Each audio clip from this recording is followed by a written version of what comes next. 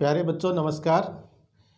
आज हम आपका जो हिंदी पाठ्य पुस्तक है उसका अगला पाठ करने जा रहे हैं।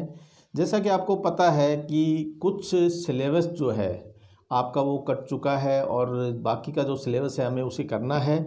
तो उसी के अंतर्गत हम जो आज पाठ करने जा रहे हैं वो जो हमें परीक्षाओं में आना है ये वही सिलेबस है। तो प्यारे बच्चों आज ये पाठ है आपका 10वां हिंदी का और इसका पाठ का जो नाम है वो है नारी शक्ति की प्रतीक। तो देखिए पाठ का नाम से ही हमें समझ में आ रहा है कि नारी यानी कि स्त्री के बारे में बताया गया है, नारी शक्ति के बारे में बताया गया है और ये बहुत ही अच्छा पाठ है जिससे हमें बहुत कुछ सीखने को मिलेगा। तो प्यारे बच्चों भगिनी निवेदिता ने इसको लिखा है और उन्हीं का ये पाठ है। तो चलिए शुरू करते हैं। अपने देश की बहुत कुछ कर गुजरने वाली महिलाओं से हमारा इतिहास भरा पड़ा है। तो देखिए महिलाएं आज पुरुषों से कहीं कम नहीं है और महिलाएं बराबर जो है समाज में अपना रोल अदा करती है, यह बहुत बड़ी बात है। तो अपने देश की बात कर लें तो अपने देश की बहुत कुछ कर गुजरने यानी कि हर क्षेत्र में कुछ न कुछ कर गुजरने वाली महिलाओं से हमारा इतिहास भरा पड़ा है। जैसे झांसी की रानी, तमाम तरह की महिलाओं ने बहुत कुछ किया है, परंतु एक विदेशी महिला ने भारत के लिए जो कार्य किया वह अनूठा था। अनूठा मैंने होता है अनोखा। देखिए विदेशी महिला यानी कि दूसरे देश की महिला अगर हमारे देश के लिए कुछ करे ये बहुत ही अलग बात है, बहुत ही अच्छी बात है, बहुत ही अनोखी बात है। भगिनी निवेदिता स्वामी विवेकानंद से प्रभावित होकर उनके आह्वान पर भारत की महिलाओं को शिक्षित करने के लिए भारत आई थी। तो देखिए विदेशी मूल की महिला थी भगिनी निवेदिता। भगिनी मैंने होता है बहन निवेदिता स्वामी, इसको ये भी बोल सकते हैं कि भगिनी निवेदिता स्वामी विवेकानंद से प्रभावित होकर उनके आह्वान पर भारत की महिलाओं को शिक्षित करने के लिए, उनको पढ़ाने के लिए यानी कि हमारे देश की महिलाओं को पढ़ाने के लिए हमारे देश भारत में आई थी। उनका जन्म आयरलैंड में हुआ। तो देखिए आपको प्रश्नोत्तर में ये भी पूछा जा सकता है कि भगिनी निवेदिता का जन्म कहाँ हुआ, तो आयरलैंड में हुआ। ये आप अपने को थोड़ा ध्यान देना है। परंतु उन्होंने भारत भूमि में अपनी मातृभूमि के दर्शन किए। मातृभूमि क्या होती है? मातृ मैंने माता, भूमि मैंने जमीन, जहाँ हमने जन्म लिया है वो मातृभूमि होती है। तो जो हालांकि ये विदेशी मूल महिला थी लेकिन उन्होंने भारत की भूमि में अपनी मातृभूमि के दर्शन किए और भारत की बेटी बनकर स्वतंत्रता आंदोलन में क्रांतिकारी भूमिका निभाई। आंदोलन क्या होता है? आंदोलन होता है क्रांति, यानी कि किसी विशेष समस्या को लेकर के कोई लड़ाई लड़ना क्रांति कहलाता है। तो जो स्वतंत्रता की लड़ाई थी यानी कि क्रांति थी, आंदोलन था, उसमें क्रांतिकारी भूमिका भगिनी निवेदिता ने निभाई थी। उनका पूरा नाम मार्गरेट एलिजाबेथ नोबेल था। देखिए अगर आपसे पूछा जाए कि भगिनी निवेदिता का पूरा नाम क्या था तो हम लिख सकते हैं कि मार्गरेट एलिजाबेथ नोबेल था। उनके पिता का नाम सैमुअल रिचमंड नोबेल व माँ का नाम मेरी इसाबेला था। बचपन में ही उनके माता पिता का देहांत हो गया था। देहांत मैंने मृत्यु हो गई थी, वे चल बसे थे। इनका लालन पालन जो है नाना हैमिल्टन द्वारा किया गया था। ये नाना के पास यहाँ रह करके पली बड़ी हुई। हैमिल्टन आयरलैंड की स्वतंत्रता आंदोलन के प्रमुख सूत्रधारों में से एक थी। सूत्रधार क्या होता है? मुख्य कार्यकर्ता। तो जो इसके नाना थे हैमिल्टन, वो आयरलैंड की स्वतंत्रता आंदोलन में मुख्य कार्यकर्ता के रूप में कार्यकर्ता थे। मार्गरेट की शिक्षा लंदन के चर्च के आवासीय विद्यालय में हुई। तो ये इनकी शिक्षा जो है कहाँ हुई, ये कहाँ पढ़ी? जो लंदन का एक शिक्षा जो चर्च का आवासीय विद्यालय था, आवासीय मैंने जहाँ रह कर के पढ़ाई की जाती है यानी कि जिस विद्यालय में रहने की व्यवस्था हो वो आवासीय विद्यालय कहलाता है। तो उस विद्यालय में इनकी पढ़ाई हुई। मार्गरेट को शिक्षण का कार्य अच्छा लगता था। शिक्षण मैंने होता पढ़ाना। मार्गरेट को क्या अच्छा लगता था? पढ़ाना बहुत अच्छा लगता था। अतः वह 17 वर्ष की उम्र में ही एक विद्यालय में पढ़ाने लगी। देखिए कितनी बड़ी बात है, 17 वर्ष की उम्र में बच्चे कुछ नहीं कर पाते हैं, लेकिन मार्गारेट जो है वो उस इतनी छोटी उम्र में ही पढ़ाने लग गई थी। कितनी उम्र में? 17 वर्ष की उम्र में। वह स्वयं द्वारा विकसित पद्धति से शिक्षा दिया करती थी। तो यहाँ विकसित पद्धति क्या होती है? एक विशेष तरीका, यानी कि जो शिक्षा देने का जो तरीका था उनका एक विशेष तरीका था, पद्धति थी, उससे वो शिक्षा दिया करती थी। धर्म में रुचि होने के कारण चर्च की गतिविधियों में भी भाग लेती थी। तो देखिए चर्च की गतिविधियों में भाग लेती थी, वो एक धार्मिक महिला थी। तथा अधिकांश मैंने होता है ज़्यादातर समय अध्ययन, मनन एवं सत्य की खोज में ही लगाती थी। अध्ययन मैंने होता है पढ़ना, और मनन मैंने सीखना, और सत्य की खोज मैंने खोजबीन करना, अनुसंधान करना, इसमें खोज में ही लगाती थी। तभी एक घटना घटी। क्या घटना घटी? देखिए, जो उनके जीवन को एक नया मोड़ देने वाली थी। एक सन्यासी का लंदन में आगमन हुआ। एक सन्यासी किसे कहते हैं? जो सन्यासी होता है एक तरह से साधु या संत जो होते हैं, उनका आगमन हुआ। नाम था स्वामी विवेकानंद। तो आप जैसा जानते हैं स्वामी विवेकानंद कहाँ के सन्यासी थे? भारत के सन्यासी थे। तो तभी एक क्या घटना घटित हुई है कि वे उनके लंदन में उनका स्वामी विवेकानंद जो है वो वहाँ गए और उनकी मुलाकात हुई। स्वामी जी शिकागो के विश्व धर्म सम्मेलन में ख्याति अर्जित कर अपने कुछ मित्रों के आग्रह पर इंग्लैंड आए थे। ख्याति अर्जित करना होता है एक तरह से नाम कमाना, यानी कि उनका नाम बहुत हो गया था और उनके मित्रों ने आग्रह किया था। आग्रह में होता है निवेदन करना। वो तो मित्रों ने निवेदन किया था कि स्वामी जी आप हमारे इंग्लैंड में आए, तो वो इंग्लैंड चले गए थे। तो मार्गारेट की स्वामी जी से प्रथम भेंट यहीं हुई थी, यानी कि मार्गारेट की जो प्रथम मुलाकात है स्वामी जी से कहाँ हुई थी? इंग्लैंड में हुई थी। मार्गारेट ने स्वामी जी के प्रवचन सुने, वाद विवाद, तर्क वितर्क किया और अपने आप को पूर्ण संतुष्ट कर लेने के उपरांत ही उन्होंने स्वामी जी को अपना आदर्श चुना। तो देखिए, जब हम किसी के विचारों से सहमत होते हैं, आदर्श मैंने होता है सहमत होना, जब हम किसी के विचारों से सहमत होते हैं तो हमें आपस में बातचीत करने से हमें पता चलता है कि हम इनकी बातों से सहमत हैं कि नहीं है। तो उन वाद विवाद किया, यानी कि बातचीत की, तर्क वितर्क किया और अपने आप को उन्होंने पूरा संतुष्ट पाया। तो उन्होंने अब स्वामी जी को अपना आदर्श ही बना लिया और स्वामी जी के आग्रह पर उसने भारत आना तय किया। आग्रह मैंने निवेदन होता है, स्वामी जी ने निवेदन किया कि आप भारत आइए, तो उन्होंने भारत आना स्वीकार कर लिया। भारत आकर वो अत्यधिक प्रसन्न हुई। देखिए, भारत में आकर के जो है निवेदिता है वो बहुत प्रसन्न हुई, बहुत खुश हुई। वे गंगा के किनारे बेलूर मठ की एक कुटिया में 2 अन्य अमेरिकन महिलाओं के साथ रहने लगी, जो स्वामी जी की शिष्याएँ थी। तो देखिए वो कहाँ रह रही थी? वे गंगा के किनारे बेलूर मठ की एक कुटिया में 2 महिलाएं पहले भी थी जो स्वामी जी की शिष्याएँ थी, वहाँ उनके साथ रहने लगी। स्वामी जी ने मार्गारेट को नया नाम निवेदिता दिया। देखिए जो नया नाम दिया मार्गारेट एलिजाबेथ से स्वामी जी ने, वो क्या दिया? स्वामी जी ने नया नाम दिया निवेदिता। वह भगवान व भारत माता के चरणों में अपना जीवन अर्पित करे, ये सोचते हुए स्वामी जी ने उनको नया नाम दिया।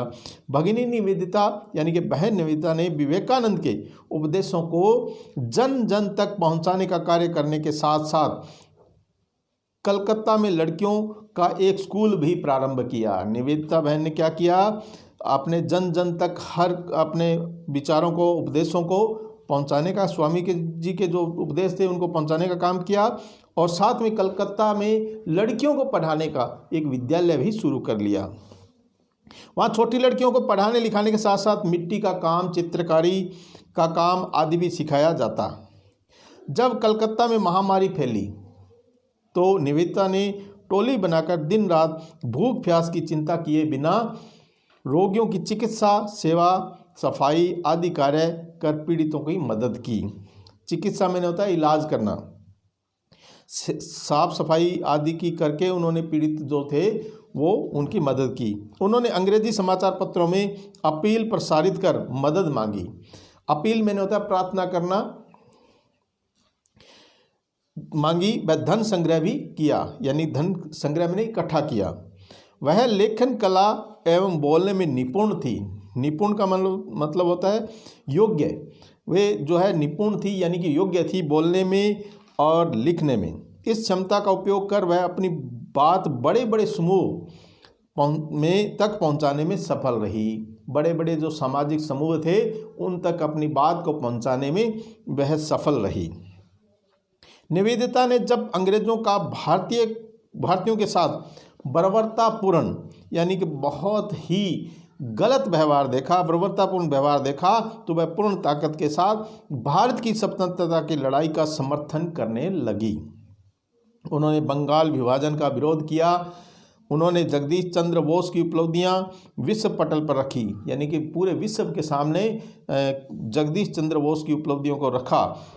और महर्षि अरविंद के जेल जाने के बाद उनके कर्मयोगी पत्र के लिए संपादकीय लिखने का कार्य भी करने लगी। उन्होंने क्या है कि कर्मयोगी पत्र जो लिखा था उस महर्षि अरविंद के जेल जाने के बाद उस पर संपादकीय एक पत्र जो लेखन उन्होंने किया। उन्हें भारतीय स्त्रियां, यानी कि भारतीय महिलाएं अधिक प्रभावित करती थी। उनमें लज्जा, विनम्रता, स्वाभिमान, सेवा भाव, निष्ठावान, ममत्व होता है माँ की ममता आदि की प्रतिमूर्ति दिखाई देती थी। यानी कि भारतीय जो स्त्रियां हैं उनमें सारे ये गुण होते हैं, लज्जा, विनम्रता, स्वाभिमान, सेवा भाव, निष्ठावान, ममत्व, ये सभी जो भाव हैं ये भारतीय नारी में ही दिखाई देते हैं, अन्य महिलाओं में इतने दिखाई नहीं देते। तो उन्हें ये भारतीय स्त्रियां बहुत अच्छी लगती थी। वह समय समय पर महिलाओं को लक्ष्मीबाई, अहिल्याबाई के वीरतापूर्ण कार्यों को भी याद दिलाती थी। देखिए, मैंने जैसे शुरू में कहा था कि नारी शक्ति की प्रतीक ये जो पाठ है उसमें हमने ये पढ़ा कि हमारा जो इतिहास है वो भरा पड़ा है महिलाओं के कार्यों से। उन्होंने ऐसे ऐसे अनूठे कार्य किए हैं कि हमें गर्व होता है अपनी माता बहनों पर, महिलाओं पर, नारी शक्ति पर। तो प्यारे बच्चों, वो जो ये नविता बहन है वह समय समय पर महिलाओं को पढ़ाते पढ़ाते लक्ष्मीबाई, अहिल्याबाई के वीरतापूर्ण कार्यों को की भी याद दिलाती रहती थी। उनकी दृष्टि जाति, प्रांत व भाषा आदि से ऊपर थी, यानी कि वह जो है जाति पाति से ऊपर उठ करके बात करती थी। भगिनी निवेदिता ने भारत को अपनाने के बाद कभी भी अनुभव नहीं होने दिया कि वह एक विदेशी है।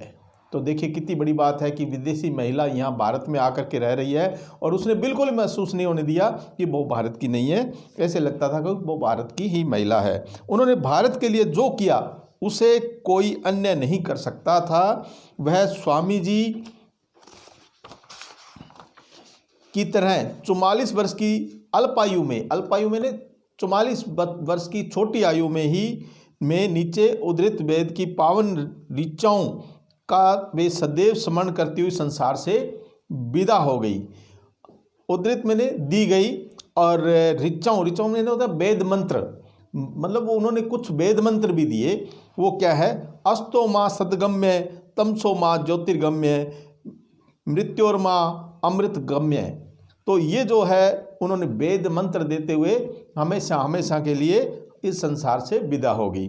तो प्यारे बच्चों, आज का ये जो पाठ है बहुत अच्छा लगा होगा आपको। नारी शक्ति, वास्तव में हमारी जो नारी शक्ति है, मातृशक्ति है, उसमें बहुत बड़ी बड़ी उपलब्धियां उन्होंने प्राप्त की है। उनमें भी आज जो आपने पढ़ा है बहन निवेदिता के बारे में, उसको पढ़ करके बहुत अच्छा लगा होगा। तो चलिए आपके प्रश्नोत्तर कर लेते हैं। मार्गरेट का पूरा नाम क्या था? तो जैसा कि आप ने पढ़ा है कि मार्गरेट का पूरा नाम क्या था? एलिजाबेथ नोबेल था। क्या लिखेंगे कि मार्गरेट का पूरा नाम एलिजाबेथ नोबेल था। प्रश्न संख्या 2 है आपका, मार्गरेट को नया नाम निवेदिता किसने दिया? मार्केट का नया नाम निवेदिता स्वामी विवेकानंद जी ने दिया। तीसरा प्रश्न है, भगिनी निवेदिता किस देश से भारत आई? तो भगिनी निवेदिता आयरलैंड से भारत आई थी। अब कुछ रिक्त स्थान दिए हुए हैं, जो स्थान खाली है वहाँ अपनी पाठ्य पुस्तक जो हमने पढ़ी है या उसको देख करके उसको याद करते हुए वहाँ कौन सा शब्द आएगा उसको हमने वहाँ सही तरीके से भरना है। तो भगिनी निवेदिता का जन्म में हुआ, कहाँ हुआ था? आयरलैंड में हुआ था। तो दूसरा है, परंतु उन्होंने भारत भूमि में अपनी रिक्त स्थान के दर्शन किए, मातृभूमि के दर्शन किए। तो क्या आएगा? पूरी लाइन अगर पढ़ेंगे तो हम किस तरह से होगी? भगिनी निवेदिता का जन्म आयरलैंड में हुआ, परंतु उन्होंने भारत भूमि में अपनी मातृभूमि के दर्शन किए। बचपन में ही इनके माता पिता का हो गया, तो क्या हो गया था? देहांत हो गया था, मृत्यु हो गई थी। तो यहाँ आएगा देहांत हो गया था। तो प्यारे बच्चों, अगला जो प्रश्न है आपका वो है, मार्केट को रिक्त स्थान का कार्य अच्छा लगता था। क्या अच्छा लगता था? पढ़ाना अच्छा लगता था, उन्हें शिक्षण कार्य अच्छा लगता था। तो यहाँ आएगा, मार्केट को शिक्षण का कार्य बहुत अच्छा लगता था। अब है सही उत्तर को, ये जो है वस्तुनिष्ठ प्रश्न है, यानी कि 4 आपको दिए हुए हैं, क ख ग घ। तो इनमें से जो उत्तर सही है उसको कोष्टक में लिखना होता है।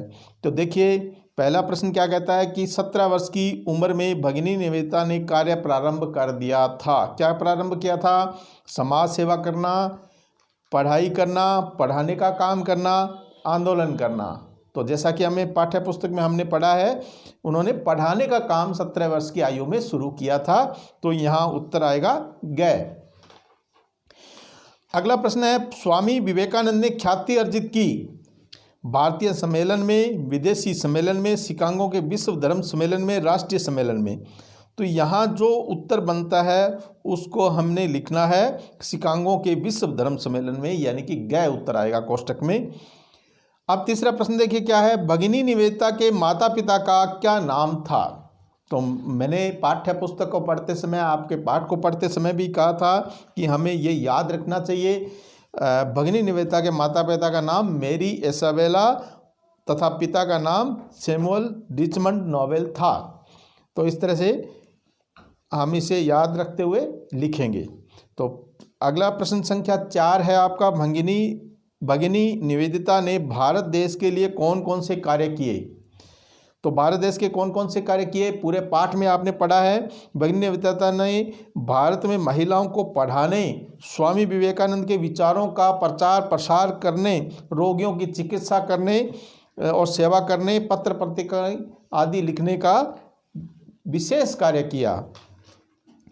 तो अगला प्रश्न है, देखिए 5वां प्रश्न आपका, भगिनी निवेदिता को भारतीय महिलाओं की कौन कौन सी विशेषताओं ने सर्वाधिक प्रभावित किया? मतलब बहन निवेदिता जो है उनको भारत की महिलाओं की क्या क्या ऐसी बातें हैं, महिलाओं में कौन कौन से ऐसे भाव हैं जिनकी वजह से, उनकी विशेषताएं हैं जिनकी वजह से वो प्रभावित हुई। तो देखिए, भगिनी निवेदिता को भारतीय महिलाओं की लज्जा, विनम्रता, स्वाभिमान, सेवा भाव, निष्ठा की भावना तथा ममता जैसी विशेषताओं ने सर्वाधिक प्रभावित किया। तो देखिए अगला प्रश्न है, प्रश्न संख्या 6, जीवन की किस घटना ने भगिनी निवेदिता के जीवन को बदल दिया था? तो जैसा कि आपने पाठ्य पुस्तक में पढ़ा है कि इंग्लैंड में स्वामी विवेकानंद से मिलने तथा उनके प्रवचन सुनने के बाद भगिनी निवेदिता का जीवन बदल गया था। तो प्यारे बच्चों, इसके बाद आपका 7वां प्रश्न है, भगिनी निवेदिता वेद की कौन सी ऋचाओं का स्मरण करती थी? ऋचाओं का मतलब होता है वेद मंत्र होते हैं, तो वो कौन सा मंत्र था? अस्तो माँ सद्गम्य, तमसो माँ ज्योतिर्गम्य, मृत्युर्मा अमृतगम्य। तो अब इसका वास्तव में अर्थ क्या होता है? अस्तो माँ सद्गम्य यानी कि असत्य से सत्य की ओर जाओ, अस्तो माँ सद्गम्य, असत्य से सत्य की ओर जाओ, तमसो माँ ज्योतिर्गम्य, अंधकार से प्रकाश की ओर जाओ, और मृत्यु से अमृत फिर है तीसरी लाइन, मृत्योर्मा अमृत गम्य, मृत्यु से अमृत की ओर जाओ। इन तीन जो आप इनके वेद मंत्र थे, इनके 3 लाइनें हैं, उनका अर्थ यही बनता है कि असत्य से सत्य की ओर जाओ, अंधकार से प्रकाश की ओर जाओ, मृत्यु से अमृत की ओर जाओ। तो आपको यह पाठ बहुत अच्छा लगा होगा। नारी शक्ति के बारे में इसमें बताया गया है, भगिनी निवेदिता के बारे में पढ़ करके बहुत अच्छा लगा होगा और बहुत सारी सीख मिली होगी। तो चलिए, जय हिंद।